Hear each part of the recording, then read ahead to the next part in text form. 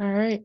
Hi, everyone. I'm Sarah, and I'm a member of the AGU Atmospheric Sciences Early Career Committee. And this webinar series is organized by the webinar subcommittee, which consists of myself, Payush, Ren, and Ben. And so we're really excited to host this webinar and learn about all of our presenters' really cool research. But before, we wanted to give a brief talk about who we are and what we do. And so the AGU Atmospheric Science Early Career Committee provides resources for and creates and promotes professional activities for early career scientists.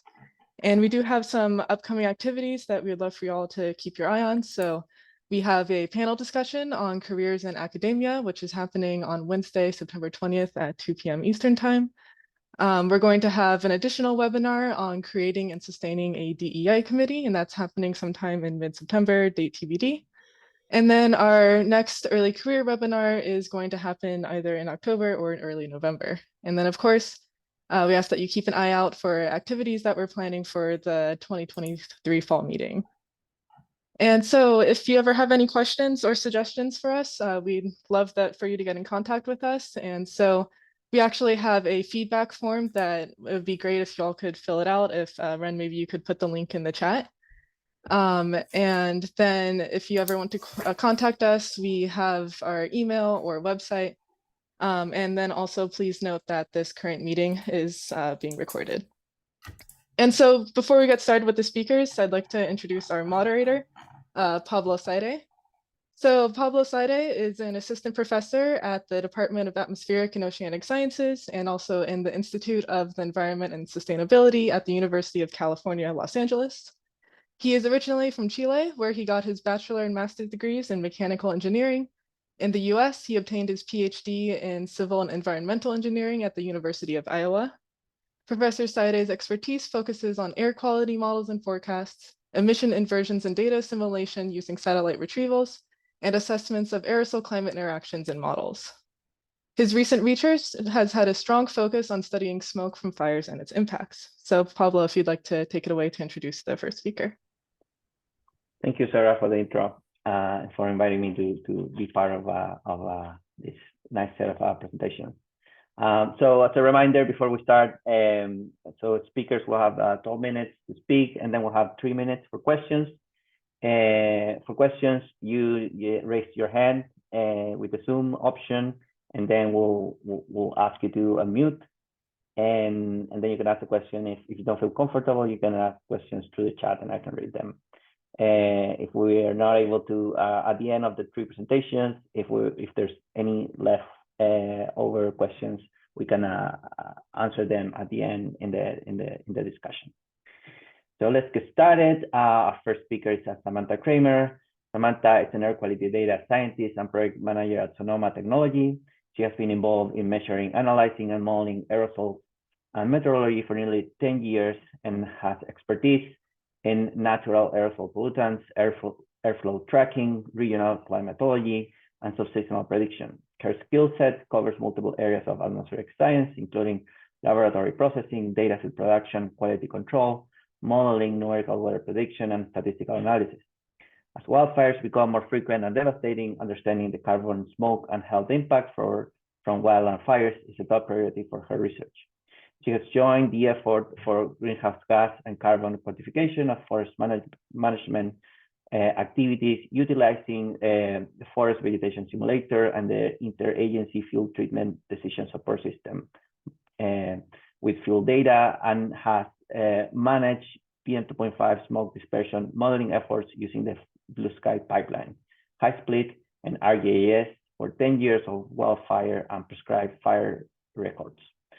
This work involves comparing fire weather climatology over 10 years and modeling dispersion for 4 million acres of hypothetical prescribed fires in the state of California to determine health implications from smoke at the zip code level.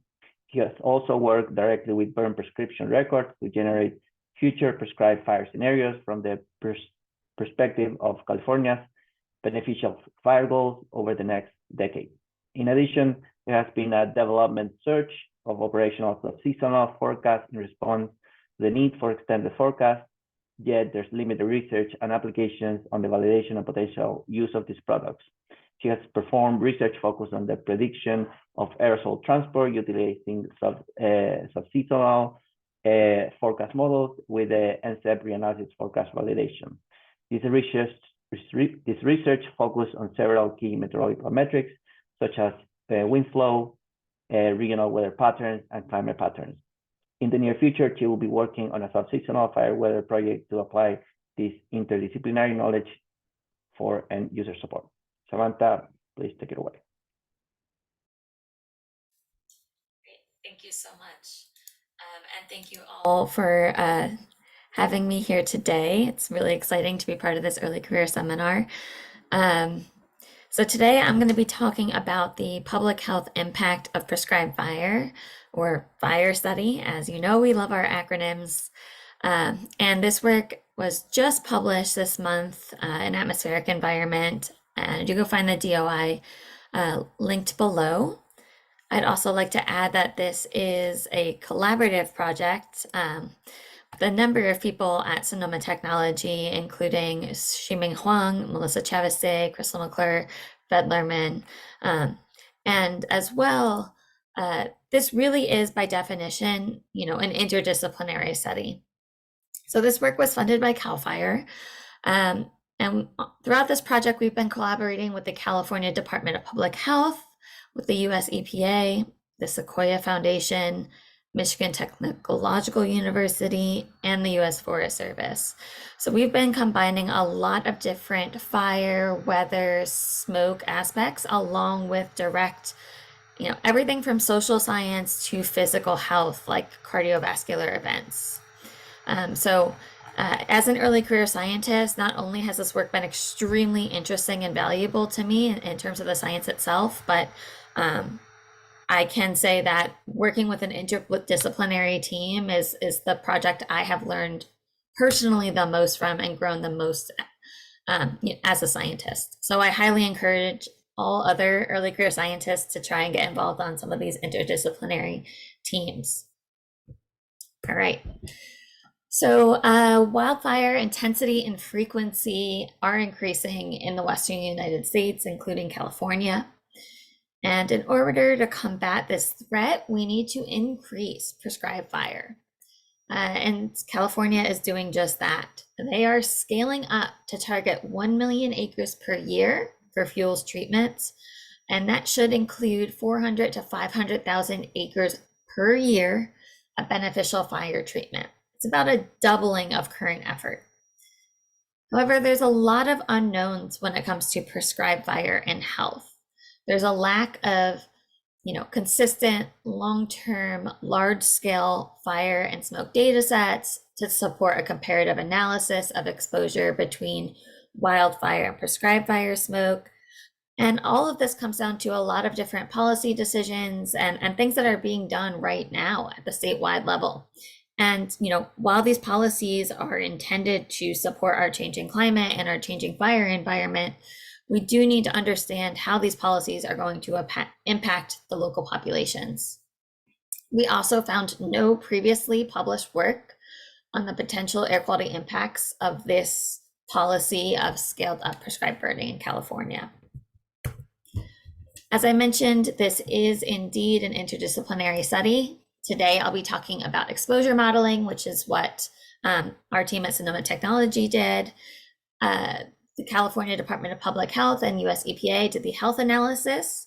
So the Rosenberg et al. Paper is in review right now, and that does cover health burdens, ambient concentration contributions, emergency room visits, and all of that.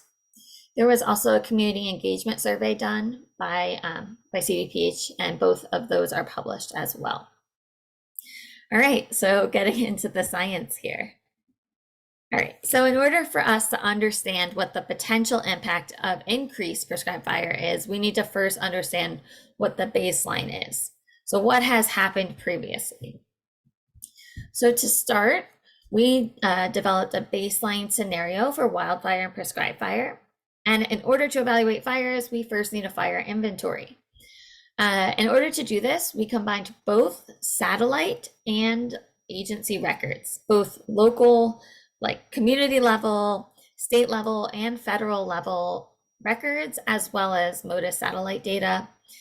And we spatial temporally joined and matched all of the fires that we were able to find, and make sure to remove the duplicate, reconcile differences in records. You know, sometimes handwritten records are off by 10 degrees, which obviously doesn't align perfectly with the satellite, even if it is the same fire. So it does take a lot of, you know, attention and QC to get that right. And we also did this separately for prescribed fire, also using agency records and satellite, same method with matching as many fires as we could. In general, if we didn't have a match of the fire, we did use both.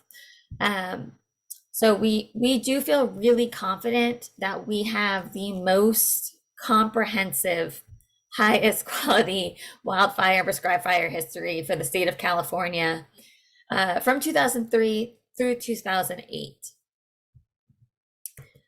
However, for our smoke modeling study, we only are using 2008 through 2017, just due to the computational limits. As we know, computer and storage often limits our research.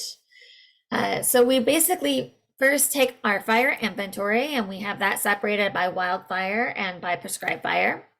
We then put them each independently. So we have two separate model runs with the baseline. One is prescribed fire only.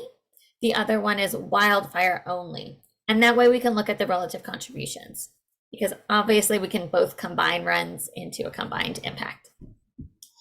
So we put our fire inventory into the Blue Sky modeling framework, which uses FCCS fuel modeling. It represents smoke emissions in terms of the temporal profile and a plume rise based off a number of factors. From Blue Sky, we basically get our 3D temporal emissions for every single day. That gets passed to HiSplit, very well-known tool in the aerosol world, where we actually do smoke dispersion modeling. We ran HiSplit at decently high resolution, 12 kilometers. And I will say that we took a 0 to 500 meter height average as our output. And now you're thinking, okay, well, you're looking at smoke, you know, at the surface, why up to 500 meters? And in this case, you know, we are looking at a mixed depth. We do expect the air to be relatively, you know, well mixed in this layer, but also no model is perfect, and HiSplit has a number of artifacts that happen at the lower levels. So in order to avoid this, we decided to look at this lower mixed layer. We did compare this 0 to 500 meters to surface observations and did find really high correlations. So we do feel like it was the right choice. All right, so after our HiSplit smoke dispersion, we now have wildfire smoke, prescribed fire smoke for every single day, 2008 to 2017 for California. We then downscaled that data from 12 kilometers to 1 kilometer. This doesn't give us more information about the smoke, but it does allow us to align with California zip codes. In this case, for health information and hospital records are generally available at the zip code level. So we needed to apply our gridded 12 kilometer data all the way down to these awkwardly shaped spatial patterns of the zip code. We also did an independent intersection at every zip code with hazard mapping system smoke plume data as kind of an independent QC check. So all that to say, we have a wildfire and a prescribed fire, emissions inventory, and smoke concentration for every single day, 2008 through 2017, for every single California zip code for our baseline period. And here's what that looks like. On the top, we have wildfire. On the bottom, we have prescribed fire. So on the left, I know the hash marks are a little bit difficult to see, but that is indicating the number of fires in that zip code. And the shading on those left figures is indicating the percent of days in which any smoke was present from either wildfire or prescribed fire.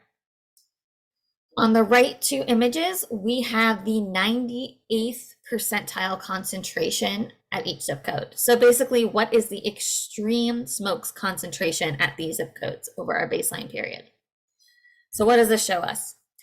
The model results show up to 35% of days with prescribed fire smoke present and up to 75% of days with wildfire smoke present, with the highest frequencies in the Central Valley. Baseline wildfire smoke exceeds prescribed fire smoke in both frequency and magnitude statewide. All California zip codes experience wildfire and prescribed fire smoke, but not all zip codes have fires. This is just showing that, smoke does not stop at boundaries. It doesn't matter that you are not permitting burning in your zip code, but you can still be affected by smoke in your zip code. And at the 98th percentile, baseline wildfire smoke alone contributes enough PM 2.5 to cause unhealthy air quality conditions for many zip codes, regardless of the proximity to the number of fires. And that's not accounting for background concentrations. However, the baseline 98th percentile smoke concentrations for prescribed fire alone do not contribute enough PM 2.5 to cause unhealthy air quality condition based off today's standards. So that's what the baseline is telling us. And I'm going to go over this pretty quickly, but I just want to say that we did compare this to all available surface observations from air quality measurement sites and improved sites. We did this, it is an apples to oranges comparison, since our model is only doing smoke PM 2.5 and measurements are looking at total PM 2.5. We also looked at a subset of total carbon PM 2.5, which is closer. That's more of a oranges to lemons. And we really did find moderate to good agreement, especially when we subset the days when HMS smoke also agreed that there was smoke present. So we did do some model evaluation, but really there's no directly available observational data set to compare to. All right, so now the fun stuff, the target scenario. So for the target prescribed fire scenario, Cal Fire has a priority landscape map, which basically takes into account the probability of fire to occur and how close it is to communities.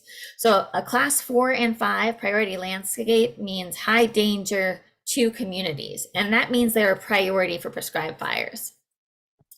So we use our baseline prescribed fire inventory to classify.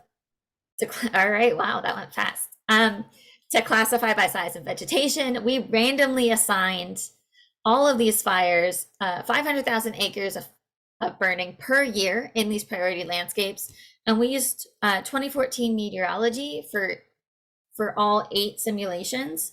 And this was done just to limit the nonlinear uncertainties. I'll skip what that map looks like and get right to the good stuff. The percent of days with smoke present is higher than the baseline prescribed fire at all zip codes, and often higher than that of baseline. It's not surprising. However, at the 98th percentile of smoke concentrations without ambient concentrations, we still aren't causing unhealthy PM 2.5. Obviously, there's a number of limitations and assumptions that I'm happy to discuss further. But on average, target prescribed fire smoke is about 3 times higher that of the baseline on average. And note, by design, all of these fires are in priority landscapes 4 and 5. So they are by design close to communities. So we're kind of looking at our worst case scenario. However, and I'm skipping forward quickly through time, that only 4% of California zip codes experience more smoke in the target scenario than they did in the baseline. So it's a really small number of zip codes that have a higher exposure, and actually 17% of the area in those zip codes is priority landscape 4 and 5 itself, so deemed high risk, with generally low population density. So I had to go through, I guess, the end really fast. I'm sorry, I only have 8 minutes here on my timer. But even with a small PM 2.5 increase due to prescribed fire, air quality levels in areas with higher predisposed background PM 2.5 concentrations can still be at higher risk to shift into worse categories. And the prescribed fire smoke from the target scenario only exceeds baseline smoke in 2 wildland urban interface regions at high fire risk. Again, look out for those papers, but in general, to our knowledge, this is the first study to model baseline and hypothetical prescribed virus on such a large scale. And I will leave this contact up briefly. And I guess I will take questions. Thanks. Thank you, Samantha. Any questions? So don't forget, you have to raise your hand or put in the chat. I can quickly start with one, what people think.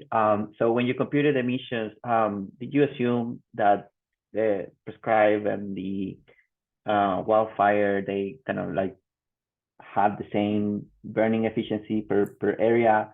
I mean, you generally will think that a prescribed fire will only burn kind of the understory, right? And not the canopy, so. Correct. So prescribed fire and wildfire emissions are handled separately by Blue Sky. They have different, emission factors, smoldering percentages, and all sorts of things like that, as well as plume rise depending on the fire intensity. So yeah, they are different. Right. Any additional questions?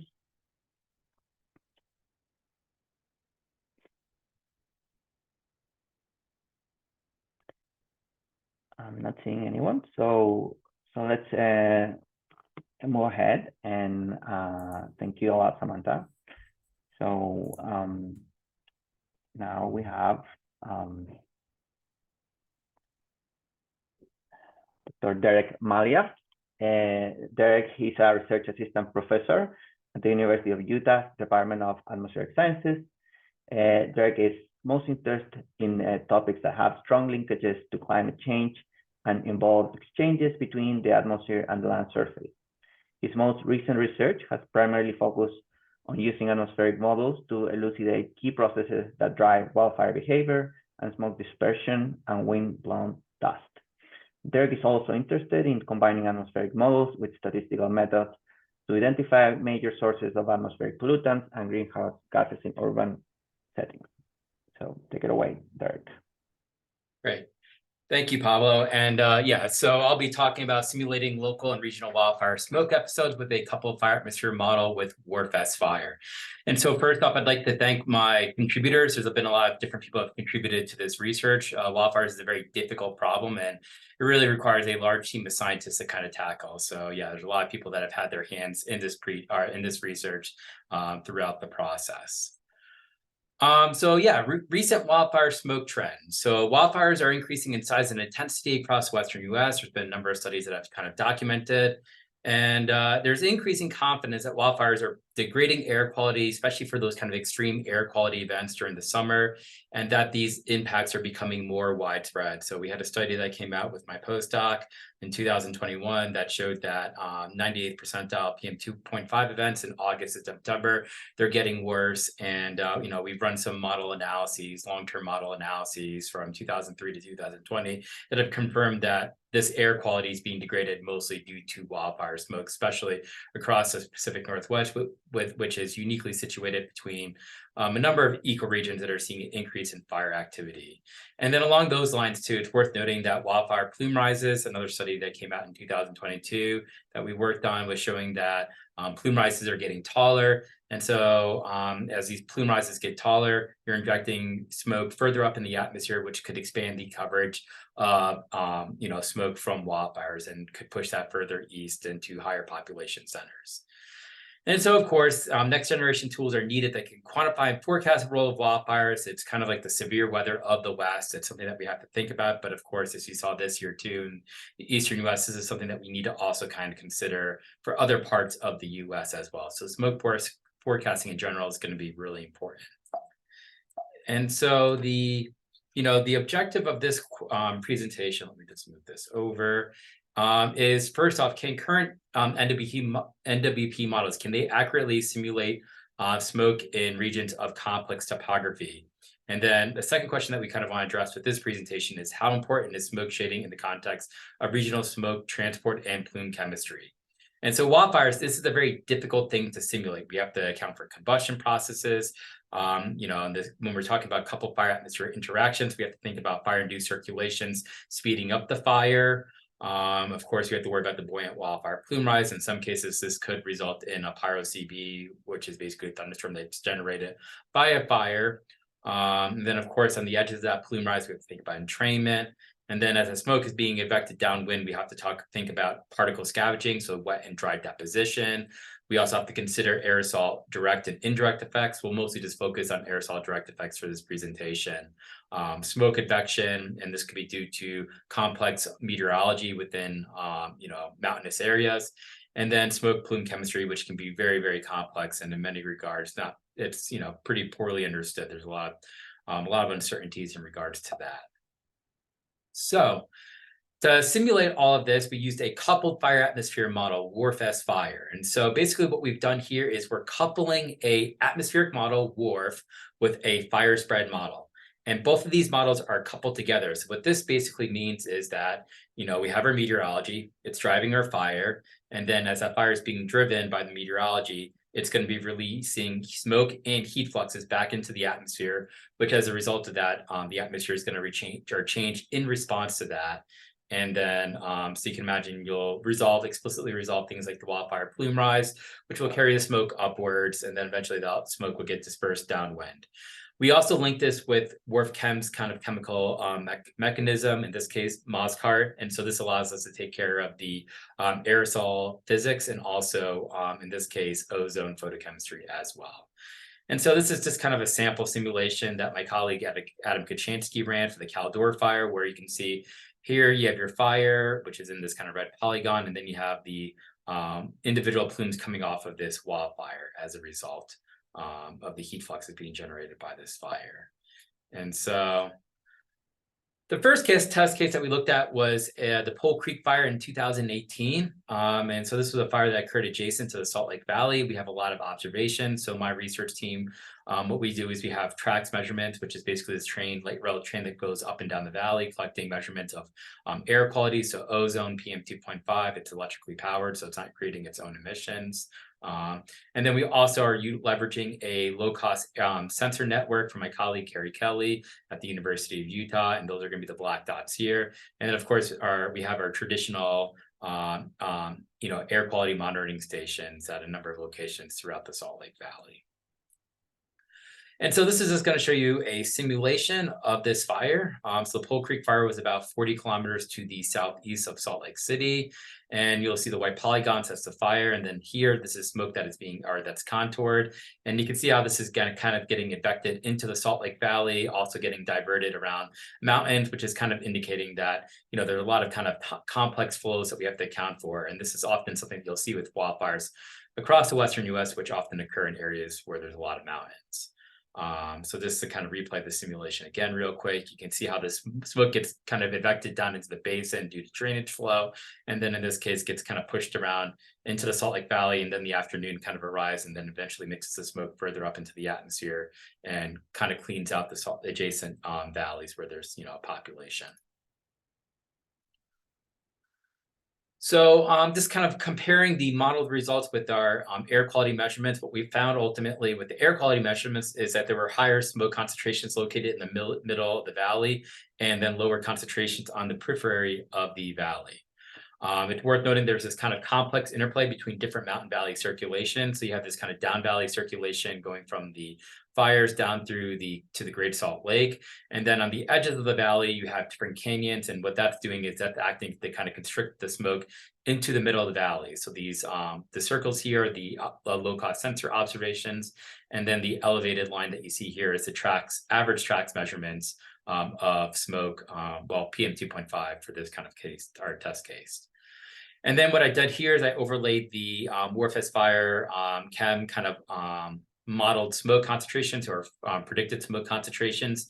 And overall, you can see that the WRF-S-Fire chem model does a pretty good job resolving the horizontal gradients of smoke, and does a really reasonable job kind of capturing the smoke plume that you see right here, where you have the highest concentrations in the middle of the valley, and then you also have lower concentrations at the edge of the valley. And what we hypothesize is going on here is that basically what's happening is the mountains are filtering down cleaner air where there's maybe not as much smoke, and that's draining that cleaner air down to the valley or funneling that air into the valley, which is resulting in it's resulting in lower PM2.5 concentrations as a result. And so ultimately, the Warfest fire model in this kind of case study, small sample size, of course, that smoke can be skillfully simulated by NWP smoke models if you have sufficiently high enough resolution. And it can capture some of the drainage flows with some of the larger mountain valleys, not all of them. There are some mountain valleys where we're not actually capturing that, such as over here. And that's just due to the fact these mountain valleys are very small and just we don't have the resolution to actually capture that. The second test case that we looked at was a more regional smoke event, and we also simulated this with Warfest Fire. So this was the August 2020 to 2026, the 2020 smoke event. And so in this simulation, what we have here is fire emissions was handled by Warfest Fire's fuel consumption model.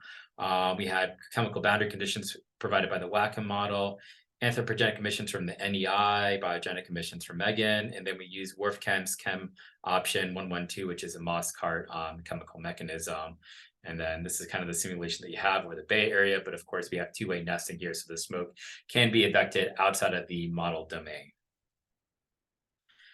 And so we just kind of did an initial kind of comparison looking at PM2.5. So PM2.5 in this case, the model concentrations are the kind of contoured shading here. The color-filled circles, those are the PM2.5 measurements by air quality monitoring stations.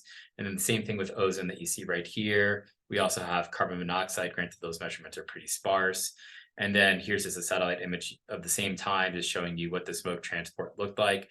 And so overall, when you look at these two things, it seems like overall Warfest Fire Chem is doing a reasonable job capturing the downwind transport of smoke during this event.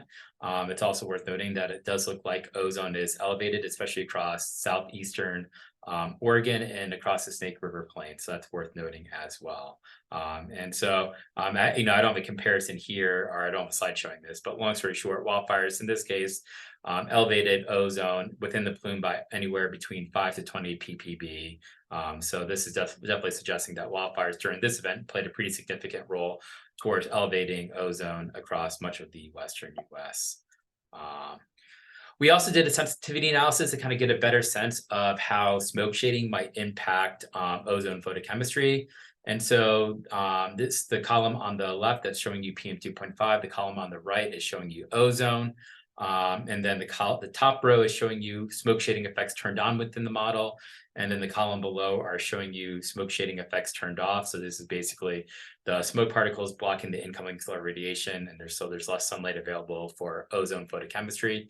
And so what you can see here, which I think is pretty interesting, is first off, it seems like the smoke shading effects is altering the local meteorology, which is resulting in smoke plumes that look very different.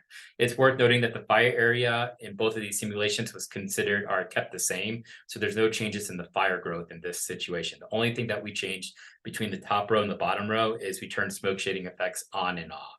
And so you can see here that the PM2.5 looks very different in many regards. And so this is indicating that smoke is having an impact on regional smoke transport. There's also definitely big impacts on ozone, where if you turn on smoke shading, or if you turn off smoke shading impacts, that's resulting in more ozone, maybe not super surprising. So this is indicating 1 minute warning.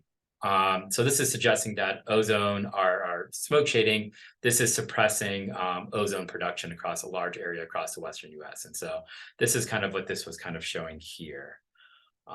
And so to kind of just wrap up here, one question that we had is, can current NWP models accurately simulate smoke in areas or regions of complex topography? And so these kind of initial Warfest Fire Chem simulations definitely indicate that fine scale mountain valley circulations are important when trying to resolve local smoke transport. But it is worth noting that higher resolution numerical weather prediction models can simulate fine scale smoke plume heterogeneity within areas of complex terrain. And then another question we had was, how important is smoke shading in the context of regional smoke transport and plume chemistry? And what we deduced is smoke shading can alter the transport of smoke transport by upwards of about 100 to 200 kilometers at regional scales. And it's also worth noting that optically thick smoke plumes can also substantially reduce ozone production within wildfire smoke plumes. That was kind of the other big kind of conclusion of this work. And so I think I'm out of time. So thanks to NSF and the Utah Division of Air Quality for funding this work. And yeah, please let me know if you have any questions. All right. Thank you, Derek, for the presentation. And questions. Again, you can raise your hand or put in the chat.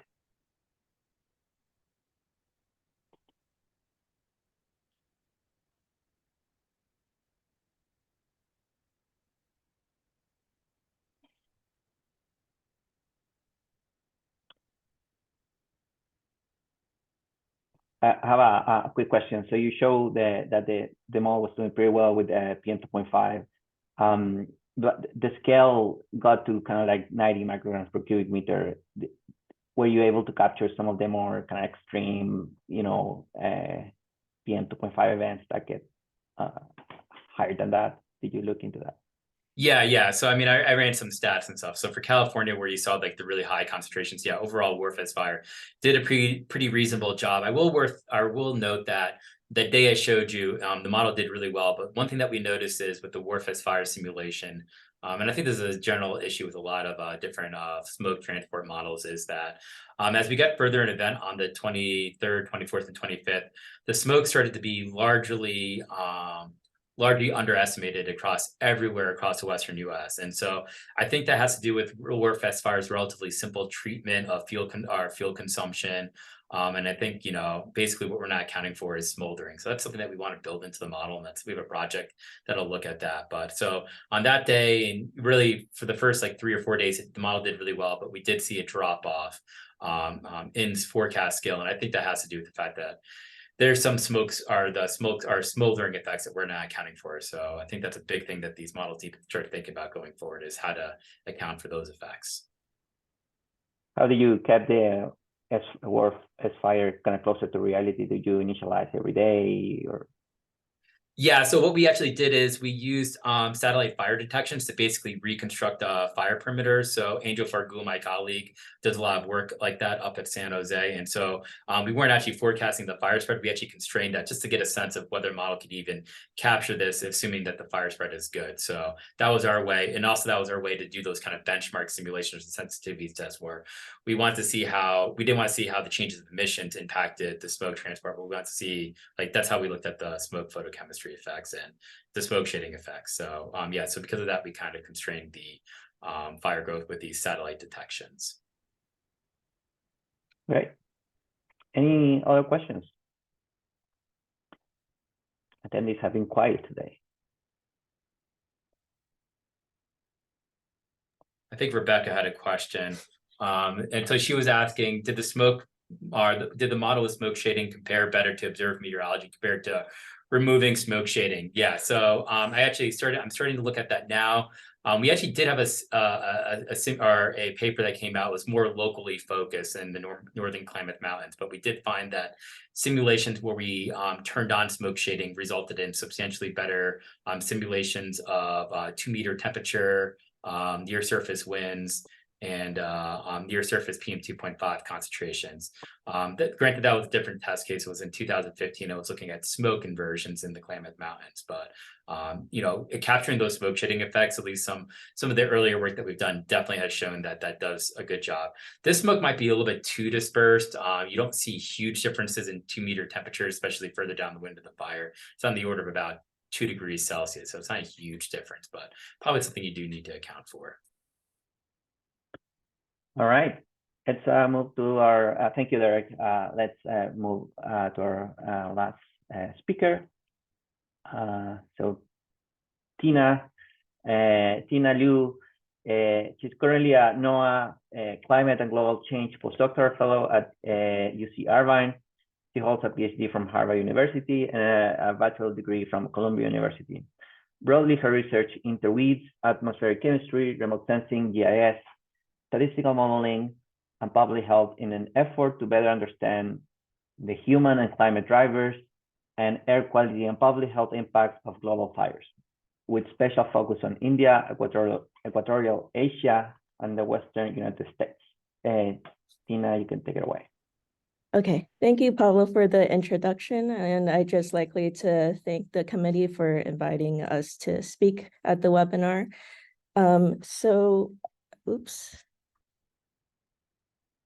So today I'll be presenting on some of the work I did as part of my PhD, which was on agricultural burning in northwestern India. So this is a different sort of fire than the last two speakers were talking about. These are fires that happen on agricultural lands, and these are fires mostly to remove crop residues in order to prepare for the next growing season. So as you can see from this background map of burned area, northwestern India is a pretty small area of burned area, but the health impacts from this burning is very large because this area is extremely densely populated. So these are some of the headlines that have come out of the impacts of burning from agricultural fires. The smoke has forced flight cancellations and basically schools to close, and has enhanced air pollution in Delhi and surrounding areas in the post-monsoon season, which is from October to November. The smoke from these fires contain high concentrations of fine particulate matter, which can get lodged deep into the lungs and increase risk of cardiovascular diseases and even death. So one hotspot, as I mentioned, is North India, where farmers set fires after the crops harvest to prepare for the next crop. So the key questions I'll address in the talk is how much has the timing of the post-monsoon fire season changed? And what are potential drivers of the delays and how these delays can impact air quality? How can we use household survey and satellite data to better constrain agricultural fire emissions in North India? And using the improved emissions inventory, can we quantify how much the shift in the timing has affected regional air quality? And I like to acknowledge my co-authors on several papers that we've done from 2018 to 2022 on this subject. So this is a map of satellite-derived fire activity in North India. I'll be mainly focusing on Punjab, India, which is a northwest state in India. So here, the agricultural fires are a very important source of episodic emissions and air pollution. And this is particularly true during the post-monsoon period, which is after rice harvest during October to November. The agricultural burning became popular after the introduction of mechanized harvesting in the mid to late 1980s, which is to increase agricultural production. But one side effect of this is that it produces large amounts of crop residues. And this is very hard to get rid of. So fire is one easy and quick way to get rid of these residues. And this area is known as the breadbasket of India. Punjab in particular has very high agricultural productivity. This is a time series of fire activity and also the greenness of the fields throughout the year. So the dots are a normalized burn ratio, or it's an index that's for greenness, and it's also analogous to NDVI. So it shows the greenness of the fields. The high values show where the crops are maturing, and the low values show where we have burning and harvest. So during the year, we have two crop seasons and two burning seasons. So first we have the winter wheat season, and then we have the pre-monsoon fires after the winter wheat production. So that the winter wheat burning is mostly from April to May, and then there's the monsoon rice growing season, and following that is the post-monsoon fire season, which takes place from October to November. And the fires during the post-monsoon are much greater than in the pre-monsoon. And what we found is that there has been a 2-week delay in the post-monsoon fire season, along with the increase in fire activity as well. We quantified the start, midpoint, and end of the fire season, which can be shown here as the black lines. What this plot is showing is the fire intensity summed in 3-day windows for each year, and each 3-day window from late September to late November. The dark red colors show high fire intensity during those windows. And you can see that the entire fire season has shifted later by about 2 weeks from the start to the end of the fire season, which is around 3 weeks. And this is mostly driven by an increase of fire activity in early November. And we also think this delay will enhance air pollution because this coincides with more favorable meteorology for trapping pollutants near the surface.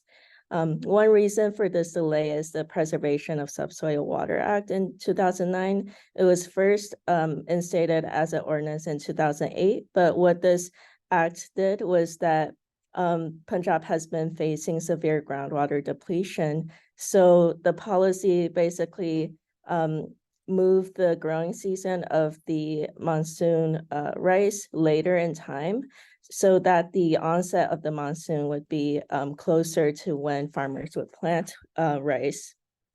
And as a consequence of this, the fire season has also shifted later, which will enhance air pollution.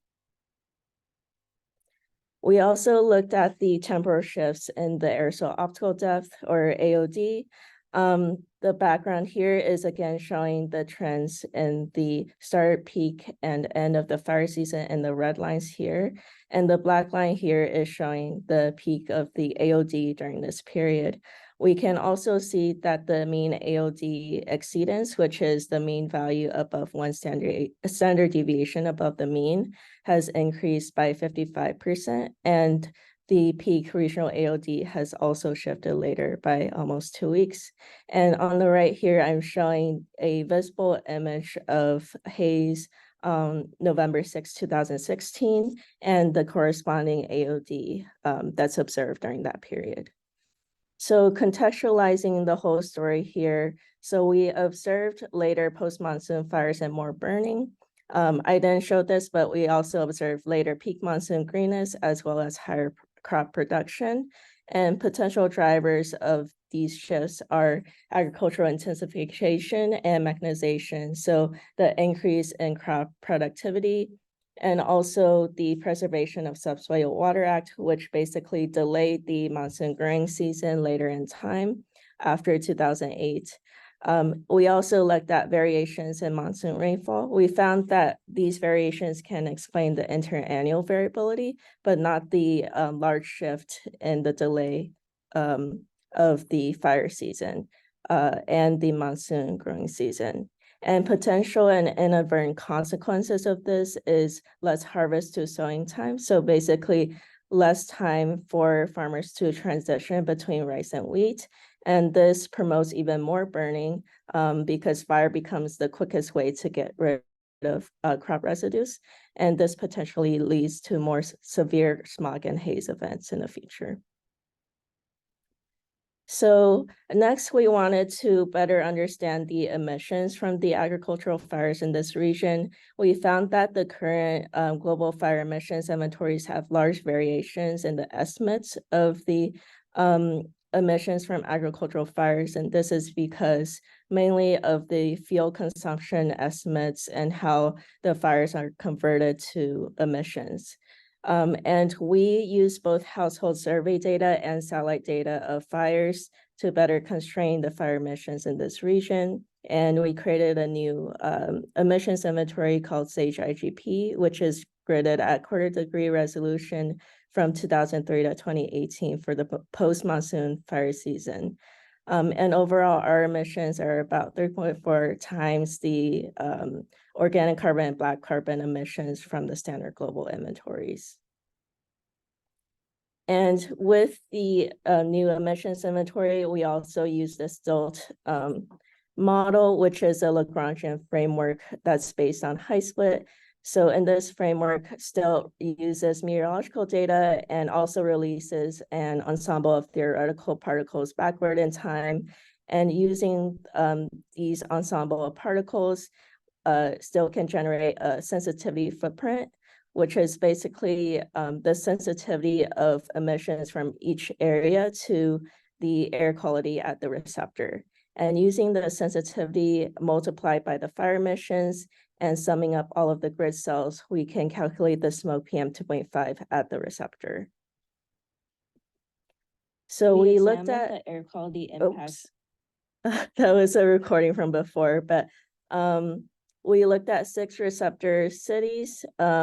Mainly we focus on New Delhi because this is where a lot of the news is generated and where we have some ground PM 2.5 data. So here on the left, I'm again showing the fire emissions and the spatial patterns from there. And on the right, I'm showing the sensitivity footprint from STILT. So where you see higher values are where the emissions from that area will affect air quality at the receptor more. And in general, for these receptors, they are impacted by emissions from the agricultural fires in Punjab. Although the receptors that are closest to the fires will have will see more impact on their air quality. We examined and so what we did is a 1 minute warning. A hypothetical study where we shifted fire emissions backward in time relative to the STILT sensitivities to see what the effect of the delay is. And I'll briefly go over the results. So basically, if we move the fire season later in time, we'll see a greater impact on air quality. And if the fire season had not been delayed, the air quality would have been better according to that. And we also did this for all 6 cities. Essentially, what we found is that the cities that are closest to the fires and are downwind we'll see better air quality if the fire season had not been delayed. And the cities that are further from the receptor have more variable effects. So the take-home messages are that we see a 2-week delay in the post-monsoon fire season, and one potential driver is a groundwater policy aimed at alleviating severe groundwater depletion. And one unintended consequence is that the delay will exacerbate air pollution downwind in cities such as New Delhi. Thank you for your attention, and I'm happy to take any questions. Thank you, Tina. That's a great presentation. I'm seeing a hand up. Derek. Hi, Tina. I enjoyed your presentation. It's great to see STILT. We've done a lot of development with STILT and so on. So I had a question actually about the fires that you simulated. Did you incorporate a plume rise parameterization in that? So I did some work with John Lynn and so on back in 2018, incorporating the Frida's plume rise model with STILT. And then my postdoc has also done a lot of work in that area. Is that something that was accounted for, or are these fires just considered like low enough in intensity where maybe the plume rise isn't as important? I don't know if you have any thoughts on that. Yeah, great question, Derek. So we didn't incorporate the plume rise here because the fires, as you said, are pretty low in intensity, but it would be great to incorporate something like that in the future to see what effect that has on the air quality. And in this study, we mostly looked at the relative change between what would happen in a hypothetical scenario if the fires had not been delayed. So we were mostly looking at the relative impact. But I think for something more like if we were examining the health impacts, that would be very important. So looking more at the model and examining the parameters there. Yeah, if you end up going down that road, just let me know. Yeah, we have actually code. It's in it, you know, I'm sure you're working with Ben Fasali's code, but there's a little place where you can kind of inject that stuff in. So it's very easy to modify. But anyways, yeah, happy to share that code with you if you're interested. Yeah, thanks for your question. Any more questions? You can raise your hand or you can post it in the chat.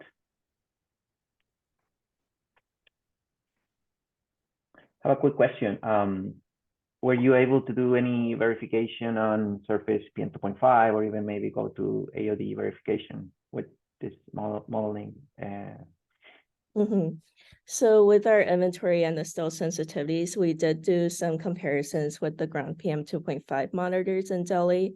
So we found that with our emissions inventory, the PM 2.5 from the model outputs will correlate better with the ground observations than the standard global inventories. And we also compared the emissions with some ground up bottom estimates using crop production and crop productivity. But of course, there's a lot of caveats with the emissions. These fires are very hard to detect, especially because a lot of the fires happen outside of the satellite overpass time. So we have to extrapolate the fire activity using the household survey. So there's still a lot of caveats, and we will need better temporal resolution with the fire detections to better understand the fire activity there. Great, thanks. Yeah, so with that, we conclude the presentations, and there's one more question from you, Joan. Very interesting work. I was wondering if the policy that aims to ban crop residue burning has any effects from either satellite observation or survey data. Yeah, so that's a great question. From the household survey data, we were only able to get results for 2 years, so we weren't able to see much of a trend there. From the satellite observations, it's also very hard to see the interannual variations there, but overall there has been actually an increase in crop burning during this period, so the opposite effect of bans. So with that increase, it's hard to see any decreases in fire activity from there.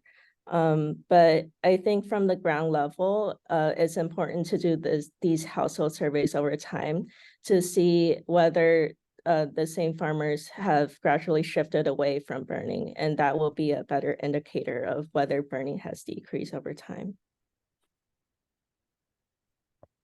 All right. So we have a couple minutes left for discussion. So I guess I'll ask each of our speakers to answer a question, broad question. If you had a program manager here, what observations would you ask them to, be able to provide, or a satellite or field campaign that will, help you better answer your science questions and reduce the uncertainty in what you're doing? Maybe we can start. I mean, I'll let you guys decide who wants to start. I would just like better consistency in the existing, fire records. There's a lot of different standards used, and none of them are the same or easy to combine, and just better air quality measurements in rural areas. We have a lot of sensor deserts out there. So if we can start filling in some of those gaps, we can both tune and calibrate the modeling at higher resolutions to a better degree.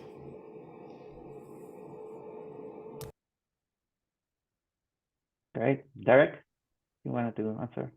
Yeah, so I don't know, I'm probably preaching to the choir here, but I mean, I feel like fires is just such an unconstrained problem. I feel like when you have field campaigns, there's a few exceptions, of course, but if you have a field campaign, you have downwind measurements of smoke, but then the fire property itself isn't well constrained, or you have an intensive field campaign right around the fire and you don't have a lot of downwind measurements of smoke. And so for things like simulating the wildfire plume rise, for example, and using our models and parameterizations, it's difficult to tell if our models are parameterizations, for example, if they can first off resolve the plume rise, but secondly, if they can't, what is the problem? Is it the inputs that we're using, or is it the model formulation itself? And so, and I think the lot of field campaign data out there is usually missing a way that we can really kind of act to kind of constrain our models to kind of determine or diagnose those kind of issues. And so, I think the Williams flat fire from the Fire X-Field campaign, that one is a little bit better sampled, but there's not a lot of case studies outside of that one that really is really comprehensive. There's also prescribed burns, but a lot of times prescribed burns are lower intensity and not really truly representative of a real a wildfire. So yeah, I don't know, but I'm probably preaching to the choir with that answer, and I'm sure we always want better measurements. So. Okay, Tina, do you want to? Yeah, as I mentioned before, the temporal coverage of the fires is currently pretty poor. So we have MODIS from the NASA's Terra and Aqua satellites, and we have VIIRS that's continuing that record. But a lot of fires happen outside of the overpass time. So we can use geostationary satellites that cover a particular region, but for some of the other regions that are not covered, we don't have that data. So what would be nice if we continue that trend toward higher resolution data, both spatially and temporally for global coverage. And then also, I think better estimates of fuel consumption for different land cover types will improve the emissions estimates for a lot of different regions too. Thank you, Tina. Well, so with that, those were great questions, everyone. Thank you. With that, we can finish up. Thank you for all the presenters and for the organizers, Sarah. So Sarah, do you want to give some final words? Yeah, just wanted to extend a big thank you to the speakers presenting on your work. It was all really interesting to learn about. And thank you to Pablo for moderating and to everyone for showing up and learning some cool science. All right. Bye, everyone.